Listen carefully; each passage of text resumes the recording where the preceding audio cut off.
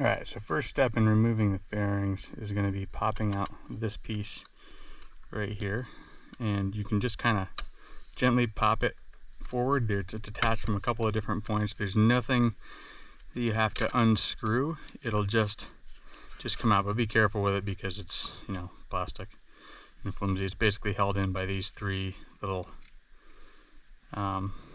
grommets on the inside. Yeah, so the next thing we're going to do is remove this piece here, and there's a couple of steps to this. So first is the wires for the headlight. Just, you know, keep track of which one's in front, black and the white, and just, you know, pull those off and, you know, push that out of the way. Next, you're going to have a couple of screws you have to take out. One's right there, and then the other one is down on the inside right here. And so just remove those next and make sure you don't lose the pieces. And then this thing should all kind of slide off right over the assembly with no issues. To pull these off, you're going to need a little 5mm Allen, and I got this amazing little tool. I'll see if I can figure out where I got it and post the link in the description. But it's a little tiny miniature ratchet that you can put driver tips in to get in those stupid little finicky spots that Triumph loves to have on their bikes. Great way to get in and kind of release the thing. Most of these are just barely more than finger tight though, so you should be able to, you know, get it started and then pull it out pretty easily after that. You're going to want to keep track of which screw is which. They're different. The one on the bottom has the one that's on the inside has the extra little piece on it, and the one that goes on the top up here is the button head one here. And so now the screws have been removed, you should just be able to pull this piece right out, no problem, and then set that aside. All right, so next step, you think you would be getting something off of the top here, but you would be wrong because Triumph. So next we're going to be coming down here to this piece that goes all the way up and connects in. It's a big kind of radiator heat redirection piece. So hopefully you can see that with the lighting here. It's a little overcast today. So the first thing we're going to do is take out this fixing right here, and then the rest of it's going to kind of pop out of place because there's like a locating pin and a bunch of tabs that pop it into place. So let's take this piece out first. All right, deer gone. Now I'm gonna try to do this one-handed while holding the camera if I can, but just pop out the back. There's another piece up here. Just pop it out. Don't obviously force it too much, and then slide the piece out from behind there. So here's what it's going to look like. There's your little locating pin, and then where they snap in there and there. And here's the inside of the piece here for reference.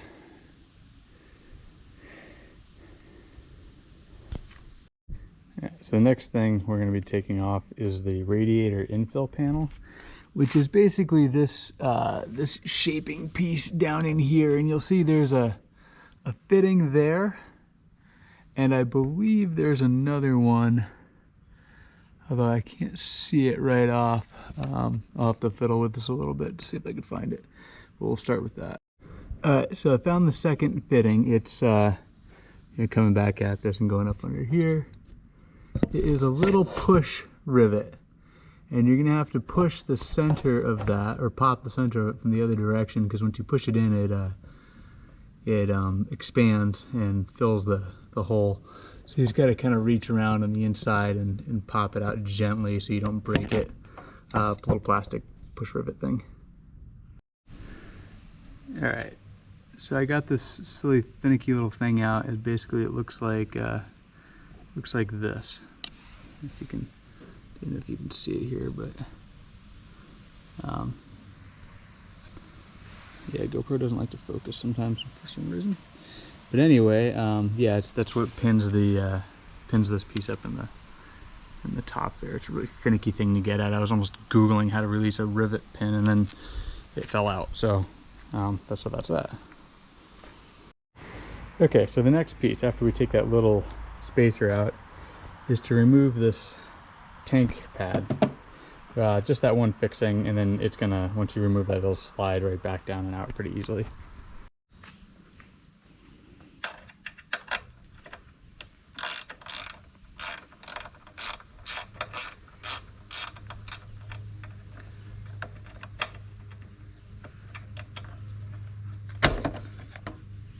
Like so.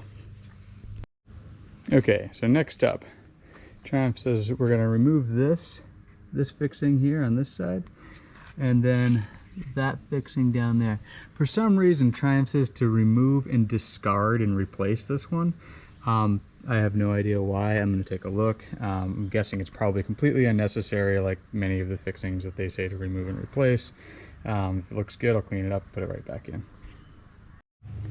Okay, so it looks like the reason they say to replace it is because it comes with a little bit of thread locker on it, which, whatever, we'll just clean it up and put some more thread locker on it and put it back in.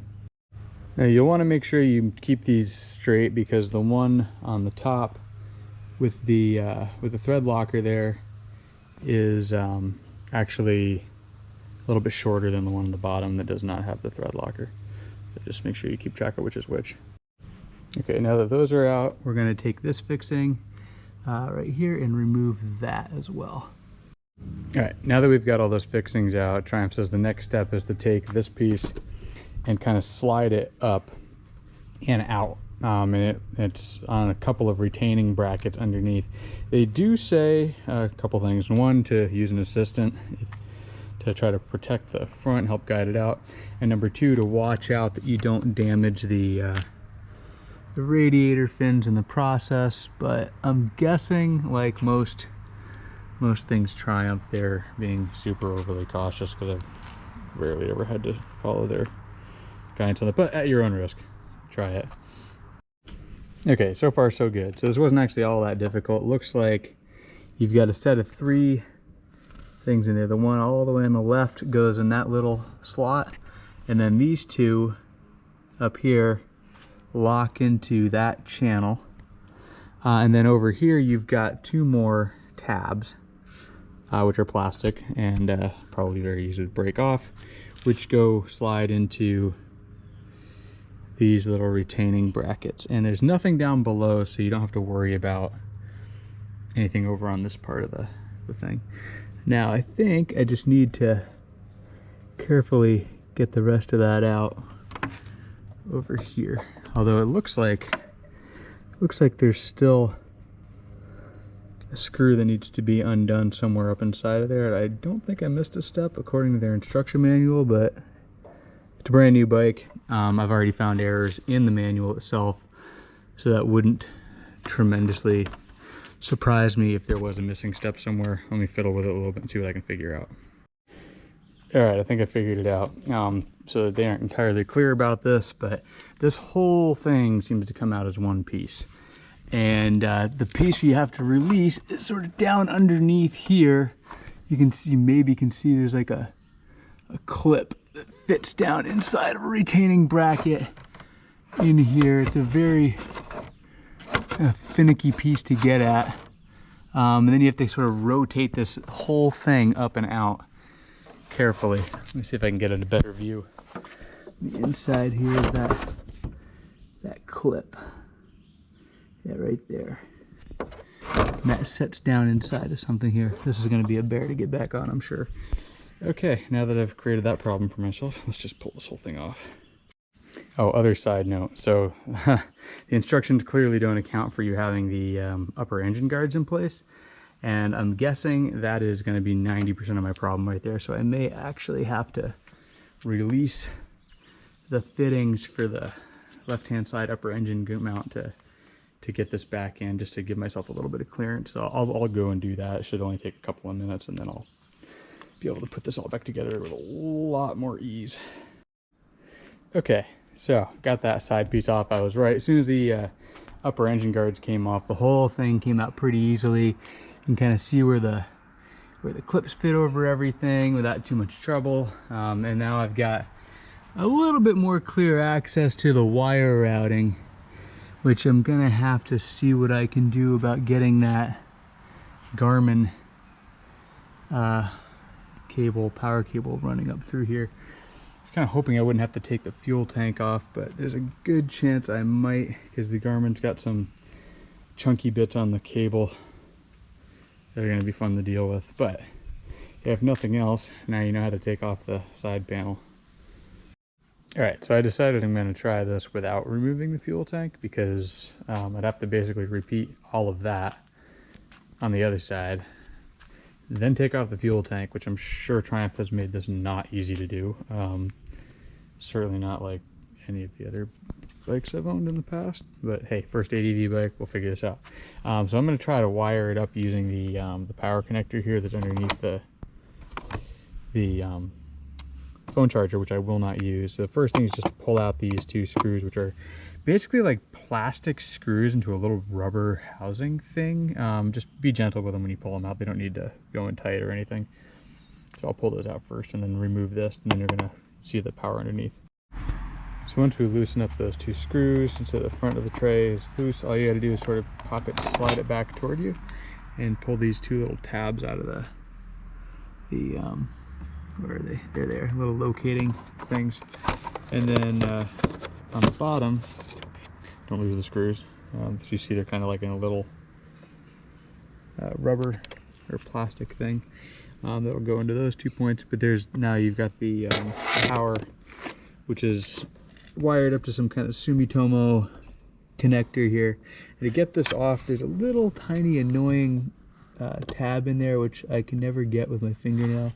And you just want to like pull up on that a little bit as you're pulling the wires out. Don't yank on the wires because it's locked in until you pull that tab up. I usually use a little flat bladed screwdriver to do it. So let me go take care of that.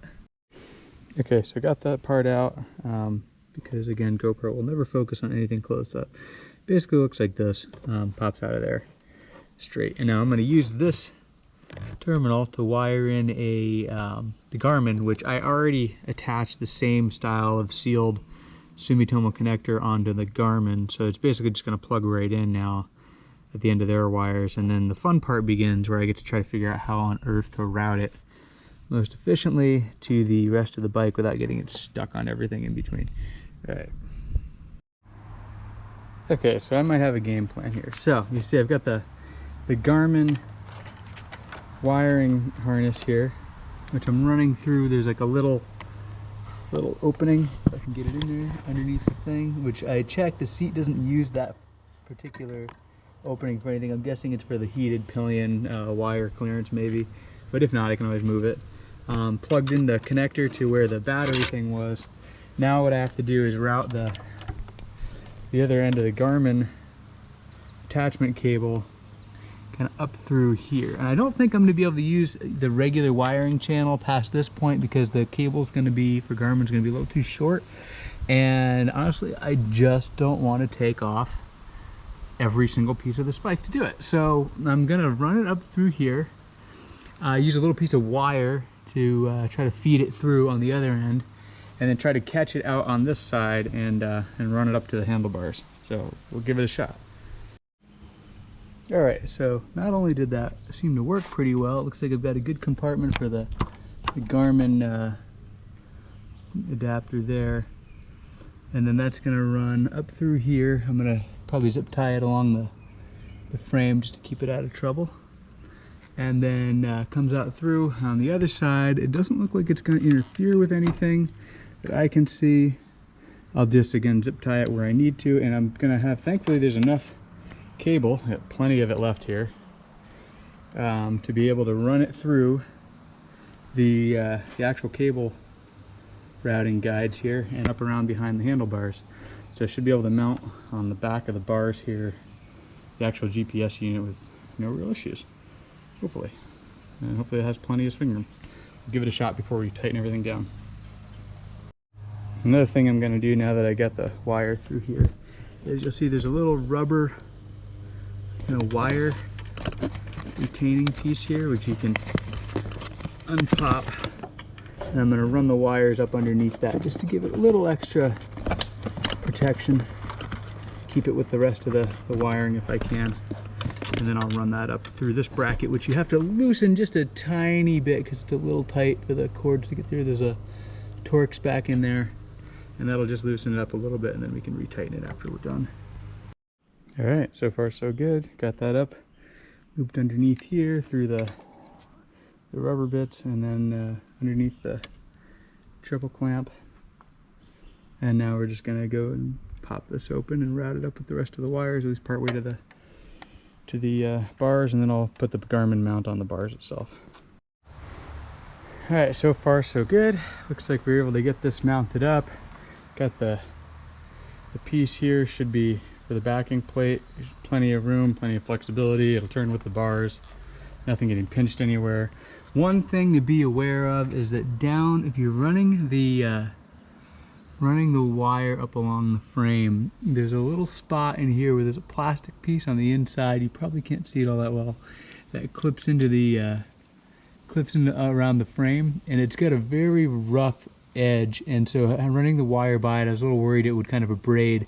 So what I did is I took a piece of Gorilla tape, mounting tape, the two-sided tape. At one side I left the plastic on it, and ran it underneath that sharp piece and kind of around it, and sort of taped it all over there, and then ran the wire in front of it. So hopefully that'll give it enough, kind of like a helicopter tape protection layer, so it's not rubbing against anything abrasive if from vibrations or whatever. So hopefully that'll do the trick. Now just the only thing that's left is to run the wires to the backing plate and mount it all up.